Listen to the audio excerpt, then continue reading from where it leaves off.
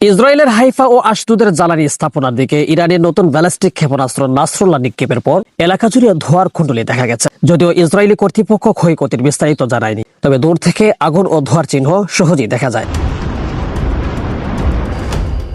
এদিকে ইরানের ইসলামিক বিপ্লবী গার্ড বাহিনী IRGC জানায়, নাসরুল্লাহ হল তাদের শক্তিশালী কদর সিরিজের অন্যতম সংস্করণ। কদর ক্ষেপণাস্ত্র ইরানের অস্ত্র ভান্ডারের অন্যতম শক্তিশালী ব্যালিস্টিক মিসাইল। এই সিরিজে রয়েছে বিভিন্ন পাল্লা ও সক্ষমতার একাধিক সংস্করণ। এর মধ্যে কদর F ক্ষেপণাস্ত্রের পাল্লা প্রায় 2000 কিলোমিটার, যা 600 থেকে 1000 কেজি পর্যন্ত ওয়ারহেড বহন করতে পারে এই মডেলগুলো।